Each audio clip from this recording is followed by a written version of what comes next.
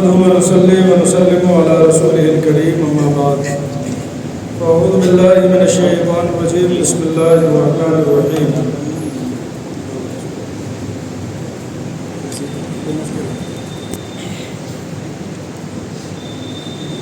نحمده ونصلي ونسلم على رسوله الكريم أما بعد فأعوذ بالله من الشيطان الرجيم بسم الله الرحمن الرحيم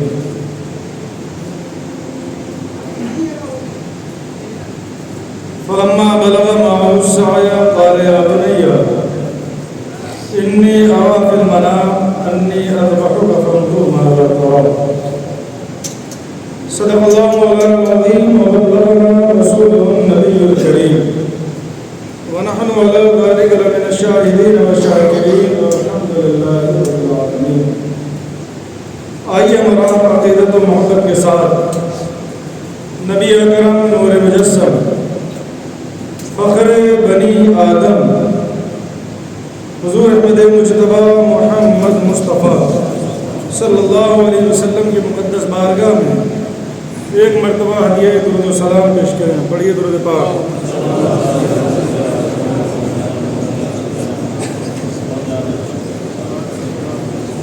صلی اللہ علیہ صلی اللہ علیہ وسلم صلاۃ و سلام علیک یا رسول اللہ صلی اللہ علیہ وسلم.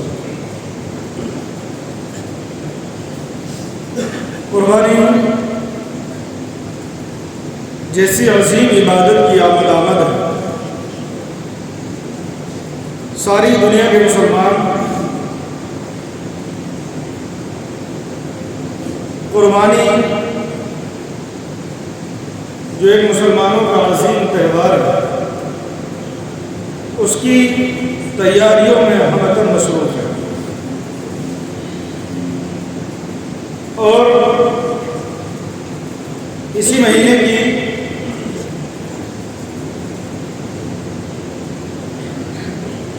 مہینے کے اندر مسلمان خانہ کعبہ کا حج بھی ادا کرتے ہیں. پرواروں کی طرح ایک شمع کے ارد گرد طواف حرم کرتے ہیں اور اللہ کی بارگاہ میں اپنی بے شمار دعاؤں کو مانگتے ہیں. ہم دعا کرتے ہیں اللہ تعالیٰ جتنے بھی دنیا سے جس خطے سے مسلمان حج کے لیے گئے اللہ سب کے حج کو قبول فرمائے. رب قدیر پروردگار عالم تمام کی دعاؤں کو اپنی بارگاہ میں شرف قبولیت عطا فرمائے. امام اہل سنت سیدی سرکار اعلیٰ حضرت فرماتے ہیں کہ لحد میں عشق رخ شاہ کا داغ لے کے چلے, اندھیری رات سنی تھی چراغ لے کے چلے. میرے عزیز سنی بھائیوں مسلمانوں, اپنی بات کا آغاز میں ایک سوال سے کر دوں. قربانی کیا ہے؟ قربانی کی حقیقت کیا ہے؟ قربانی کسے کہتے ہیں؟ اپنے اعتبار سے انسان اللہ رب العزت کی بارگاہ میں نماز پڑھتا ہے تو قربانی کی کیا ضرورت ہے؟ نماز بھی تو عبادت ہے. زکوٰۃ بھی دیتا ہے, قربانی کی کیا ضرورت ہے؟ زکوٰۃ بھی تو ایک عبادت ہے. انسان روزہ رکھتا ہے تو روزہ رکھنا بھی خدا کی عبادت ہے. قربانی کی کیا ضرورت ہے؟ انسان اللہ کی راہ میں صدقہ کرتا ہے, صدقہ کرنا بھی عبادت. قربانی کی کیا ضرورت ہے؟ قربانی کرنے سے کیا ہوگا؟ ثواب چاہیے تو ثواب کے تو بہت راستے ہیں. ماں باپ کی خدمت کرنا ثواب, تکلیف دہ چیز کو راستے سے ہٹا دینا ثواب, کسی کا دل نہ دکھانا ثواب, کسی کی مدد کرنا ثواب, مسجد مدرسہ بنانا ثواب, قرآن پڑھنا ثواب, کلمہ پڑھنا ثواب, سبحان اللہ کہنا ثواب, قرآن دیکھنا ثواب, ماں باپ کی زیارت کرنا ثواب, کسی مزدور مفلس پریشان حال کی پریشانی کو دور کرنا ثواب، ثواب کے بے شمار راستے، لیکن کسی ثواب کے اندر کسی کی جان نہیں جاتی۔ قربانی کے اندر عبادت خدا کی، لیکن جان جا رہی ہے کسی اور کی، عقل تسلیم نہیں کرتی ماجرا کیا ہے، عقل میں نہیں آتا یہ سلسلہ کیا ہے۔ حضرت زید ابن ارقم صحابی رسول ہے، اس کا ریفرنس میں آپ کو حدیث پاک سے دیتا ہوں، اس کی دلیل میں آپ کو حدیث پاک سے دیتا ہوں۔ اگر آج کے دور میں کوئی آزاد خیال ملحد اگر یہ کہے کہ نہیں میں نہیں مانتا قربانی کیا ہوتی ہے، مجھے اگر قربانی کے اندر جتنا پیسہ خرچ کرنا تو میں کسی دوسری جگہ خرچ کر سکتا ہوں، لیکن میں نے کسی کے جانور کی جان نہیں لینی۔ سنو، اللہ کے نبی صلی اللہ علیہ وسلم کی بارگاہ میں صحابہ اکرام نے سوال کیا، اور اللہ کے نبی کی بارگاہ میں عرض کرتے ہیں ما ہذہ الاضاحی، اے ساری کائنات کے تاجدار، آپ ہمیں قربانی کا حکم دیتے ہیں، بتائیے قربانی کیا ہے؟ اللہ کے نبی صلی اللہ علیہ وسلم نے ارشاد فرمایا سنت ابیکم ابراہیم علیہ السلام، یہ میرے صحابہ سنو، قربانی تمہارے باپ ابراہیم علیہ السلام کی سنت اور طریقہ۔ صحابہ اکرام نے عرض کیا رسول اللہ ارے طریقہ ابراہیم کا، حضرت ابراہیم کے طریقے کو اگر 1000 سال کے بعد اگر ہم اپناتے ہیں، 1000 سال کے بعد اگر ان کے طریقے پر اگر ہم عمل کرتے ہیں تو حضور یہ بتائیے قالو فما لنا فیہا یا رسول اللہ، اے اللہ کے نبی اس قربانی میں ہمارے لیے کیا ہے؟ اللہ کے نبی صلی اللہ علیہ وسلم نے ایک تاریخی جملہ ارشاد فرمایا، آپ فرماتے ہیں قال بكل شعرۃ حسنہ، اے میرے صحابہ تم پوچھتے ہو قربانی میں کیا ہے، تو سنو، آقا صلی اللہ علیہ وسلم نے ارشاد فرمایا جو بندہ مومن جس جانور کو اللہ کے نام پر قربانی کے دن ذبح کرتا ہے، اس کے ہر بال کے بدلے اللہ رب العزت اس کو ایک نیکی عطا فرماتا ہے۔ زور سے بولو سبحان اللہ، ایک نیکی عطا فرماتا ہے۔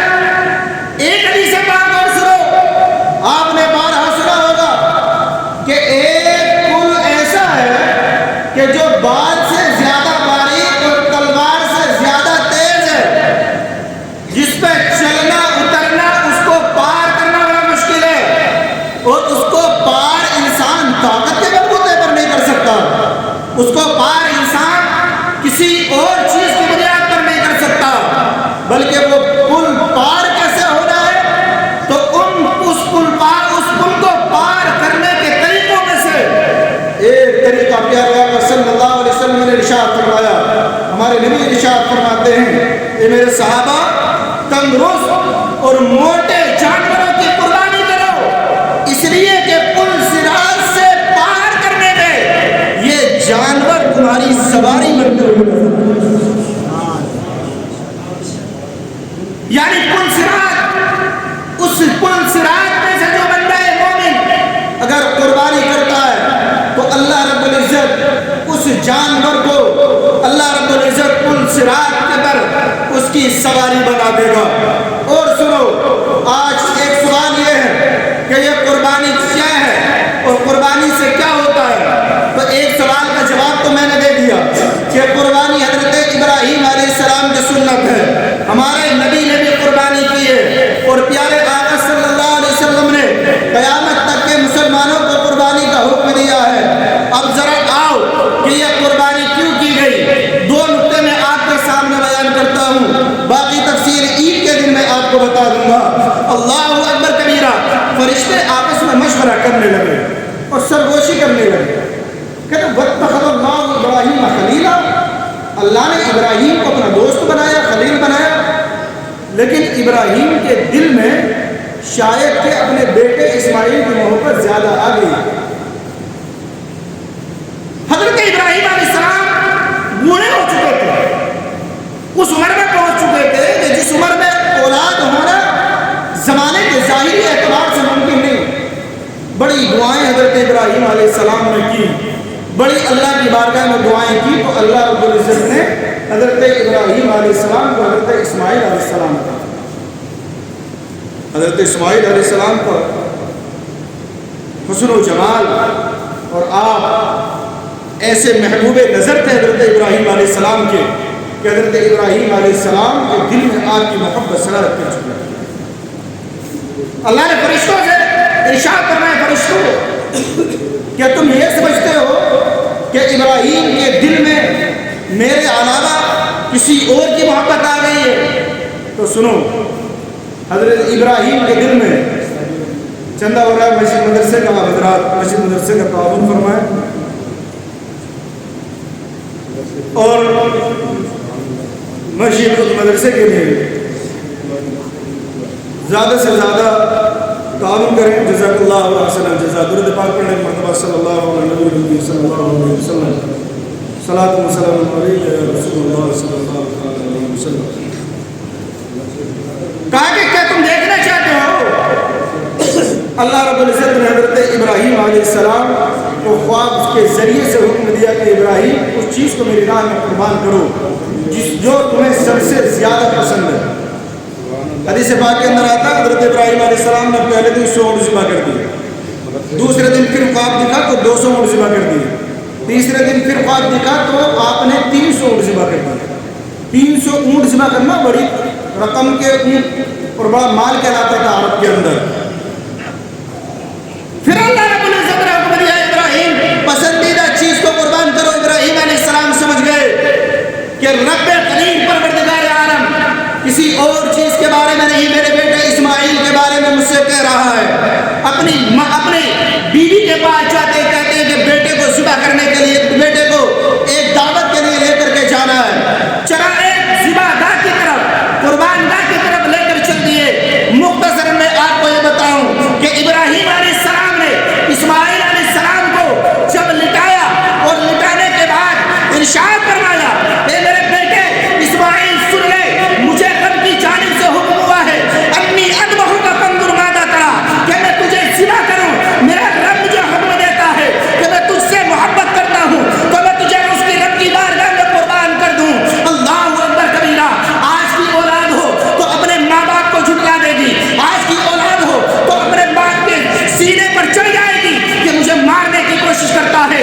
باپ اگر اپنی اولاد سے کہتا ہے بیٹا نماز پڑھ لے، تو آج وہی اولاد اپنے باپ کا کہنا نہیں مانتی۔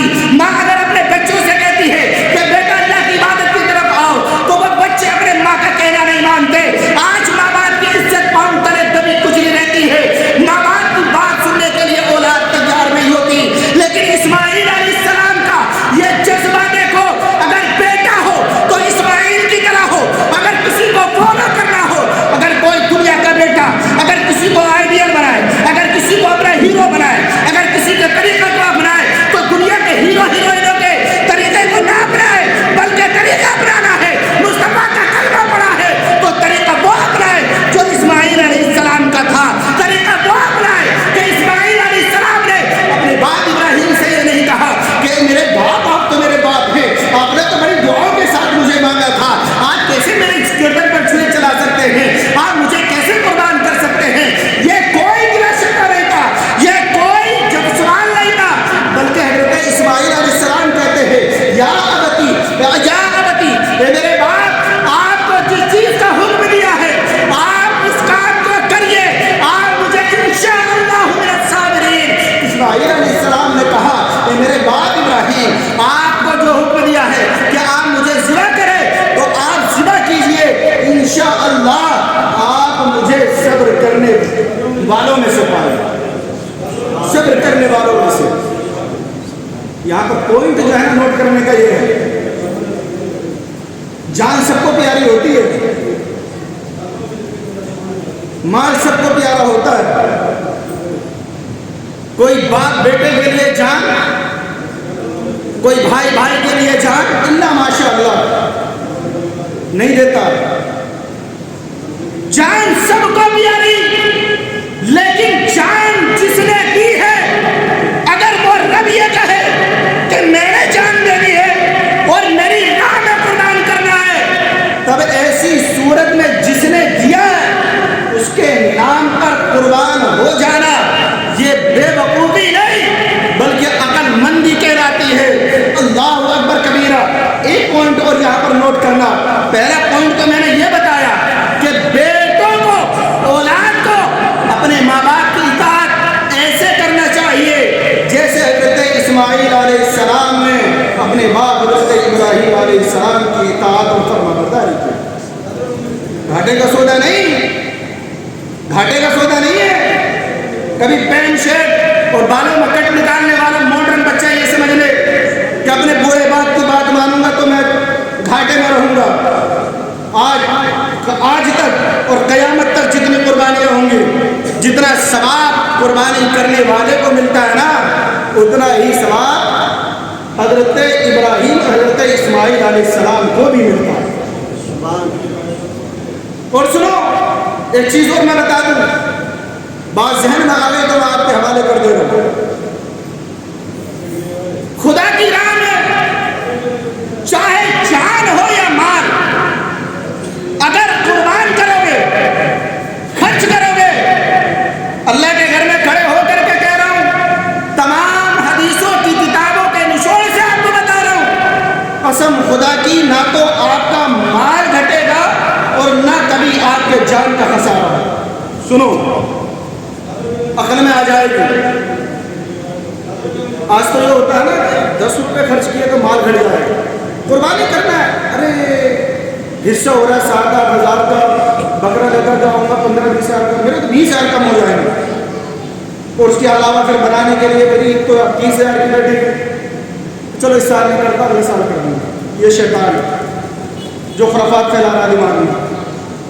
اس سال مت کر، اگلے سال کر لیے. اس سال تیرا حساب کتاب نہیں ہے، حساب کتاب نہیں ہے، مت کر.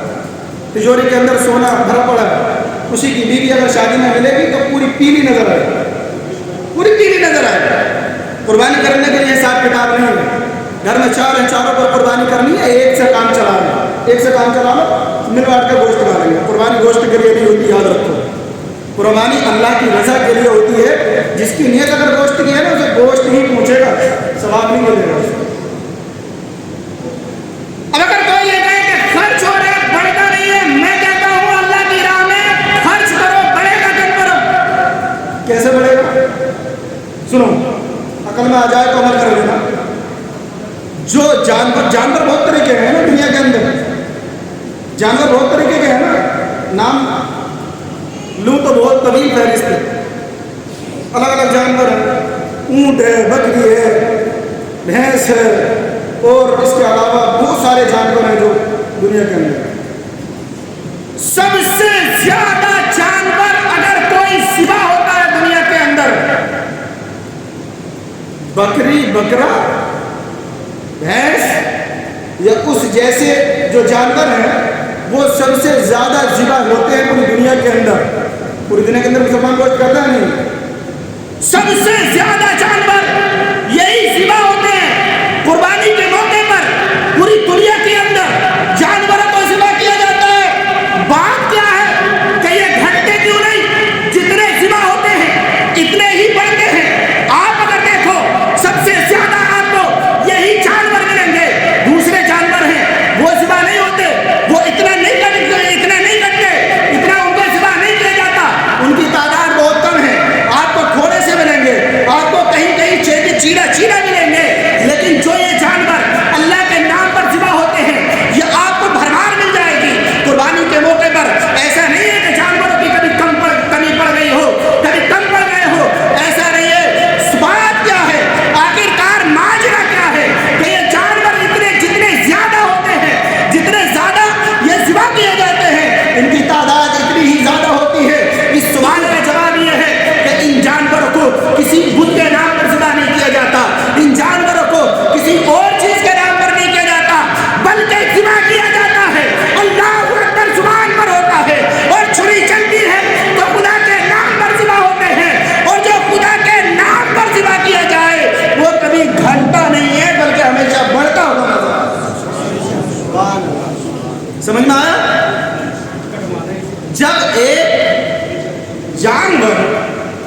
خدا کے نام پر اگر اس کو ذبح کیا جائے تو اس کی تعداد کم نہ ہو تو وہ پیسہ، وہ دولت، وہ سرمایہ جو خدائے تبارک و تعالیٰ کے نام پر خرچ کی جائے، جو مسجد مدرسوں کے اندر خرچ کی جائے، جو مدرسے میں پڑھنے والے بچوں پر خرچ کی جائے، یہ ایسے ہی ہے جیسے یہ قربانی کے جانوروں کا مسئلہ ہے۔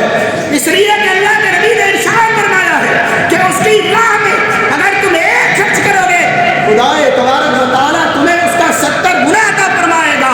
میرے نبی کا ارشاد پاک ہے کہ اللہ کی راہ میں چاہے کوئی بھی قربان ہو، چاہے مال کو قربان کرو، چاہے اپنی جان کو قربان کرو، تو یہ جان گھٹتی نہیں ہے بلکہ جان اور مال اللہ کی راہ میں قربان کیا ہوا ہمیشہ بڑھتا ہوا نظر آتا ہے۔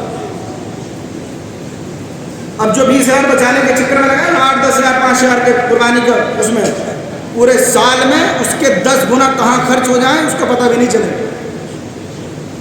کتنے ڈاکٹروں کو دے دے، کتنے اپنی بیوی کے دوپٹے اور سوٹ بنانے میں لگا دے، کلیش اور جھگڑوں میں لگا دے، پتہ بھی نہیں چلے گا، اور اللہ کی راہ میں خرچ کرنے سے یہ انسان کترا ہے، دل کو ایسے ہے۔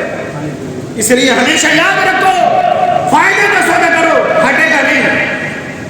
تجارت کر رہا ہے تو اپنے رب سے کرو، دنیا دار سے نہیں۔ دنیا دار تمہیں دھوکہ دے سکتا ہے، دنیا دار تمہیں یہ گرا سکتا ہے، لیکن اگر تمہاری تجارت، تمہارا بزنس اگر ڈائریکٹ تمہارے رب سے، تو اللہ کی قسم نہ دنیا میں تمہیں گھاٹا ہوگا اور نہ مرنے کے بعد تمہیں گھاٹا ہوگا۔ اور اس سے بزنس یہ نہیں ہے کہ کسی اور، بلکہ اگر اللہ نے دیا ہے تو اس کی راہ میں خرچ کرو، یہی وجہ ہے۔ ایک پوائنٹ میں اور آپ کو بتا دوں، اسلام میں کتنی جنگیں ہوئی نا، جنگ بدر ہے، جنگ خندق ہے، جنگ حنین ہے، جنگ جمل ہے، جنگ صفین ہے، تمام غزوات ہوئے جس میں آقا صلی اللہ علیہ وسلم خود موجود رہے۔ صحابہ کرام اپنی جان کو پانی کی طرح بہا دیتے تھے۔ دنیا سمجھ رہی تھی کہ چند مٹھی بھر مسلمان ہیں، ان کو تو ہم ویسے ہی کا خون بہائیں گے اسلام ختم ہو جائے، لیکن وہ چند مٹھی بھر اپنے گھر کو بچانے کے لیے نہیں نکلے تھے، انہوں نے جان کی قربانی دی تو خدا کے لیے دی، اور خدا کے لیے جو چیز خرچ کی جاتی ہے وہ بڑھتی نہیں ہے۔ اس لیے دنیا حیران ہے کہ 1450 سال پہلے آیا ہوا دین یہ ساری دنیا کے اندر کیسے پھیل گیا۔ جواب مل گیا کہ جو اللہ کی راہ میں اپنی جان کو نذرانہ دینے والے تھے وہ ایسے نہیں تھے جو اگر بچانے کے لیے چلا ہو اللہ اکبر کبیرہ، وہ عرب کی تبتی ہوئی ریت پر اپنی جان کے نذرانے دے رہے تھے، اور خدا فرما رہا تھا کہ تمہارا خون تو یہ عرب کی سرزمین پر گرے گا، لیکن تمہارے نبی کا کلمہ یہ ساری دنیا کا مسلمان بنتا ہوا نظر آئے۔ خدا کی راہ میں چاہے جان خرچ ہو چاہے مال خرچ ہو، کبھی گھٹتا نہیں ہے، یاد رکھنا، چاہے جان ہو چاہے مال ہو۔ کنجوس مر کر کے ایسے ہی اپنے دل کو دبوچ کر کے جوڑتے ہوئے تھک جاتا ہے، جوڑتا بھی نہیں ہے، قبر میں چلا جاتا ہے۔ حقیقت بتا رہا ہوں، اس کے وہی پیسے اس کی اولاد بانٹ لیتی ہے یا اس کی بیماری میں لگ جاتے ہیں آخری میں، لیکن خدا کی راہ میں 10 روپے 20 روپے جمعے تک بھی نہیں خرچ کرے۔ اپنی عادت ایسی مت بناؤ، اپنی عادت ایسی بناؤ کہ اللہ نے اگر تمہیں 10 روپے کمانے والا بنایا، 9 روپے اپنی بچوں کے لیے خرچ میں لگاؤ، اپنی اولاد پر خرچ کرو، اچھے سے اچھا پہناؤ، اچھے سے اچھا کھلاؤ، اچھے سے اچھے گھر میں رکھو، ایئر کنڈیشن میں رکھو، لیکن 10 میں سے 1 روپیہ جس رب نے وہ 10 لیے ہیں نا اس کی راہ میں ضرور خرچ کرو، اس کی راہ میں ضرور خرچ کرو۔ اس 1 روپے سے بنیاد پر 9 روپے جو اپنی اولاد پر خرچ کر رہے ہو، انشاءاللہ وہ جو تمہارا لگا ہوا ہے وہ بھی تمہارا محفوظ ہو جائے۔ اس لیے میرے عزیز سنی کے جو مسلمانوں، اللہ رب العزت نے اگر آپ کو مال دیا ہے، اگر آپ کو مالدار بنایا ہے تو آپ قربانی کرو، اور اگر آپ کو غریب بنایا ہے تو قربانی کا گوشت لینے والے بن جاؤ۔ اچھا شرم آئے گی نہیں آئے گی؟ جس کے اوپر قربانی واجب نہیں کر رہا ہے، اگر اس کو لائن میں بٹھا کے جس کے اوپر واجب کا گوشت بانٹا اس کو آ جاؤ. عزت دوبارہ کرے گی؟ نہیں کرے گی نا. کتنا عجیب سے لگے گا رہے فلاں سیٹ صاحب قربانی نہیں کی ہے, اس لائن میں لگ رہے ہیں جہاں غریبوں کو گوشت تقسیم کیا جا رہا ہے. اس لیے اللہ نے مالدار بنایا ہے تو اس کی راہ میں مالداری کرے. اللہ رب العزت دلوں کے حال جانتا ہے. خدا تبارک و تعالیٰ اپنے فضل سے اپنے حبیب کے صدقے سے ہم تمام کی قربانیوں کو اپنی بارگاہ میں قبول فرمائے, دارین کی نعمتوں سے مالا مال فرمائے. عید کی پہلی نماز 6:30 بجے انشاءاللہ العزیز کھڑی ہو جائے گی اور دوسری نماز 7:30 بجے انشاءاللہ العزیز کھڑی ہو جائے گی.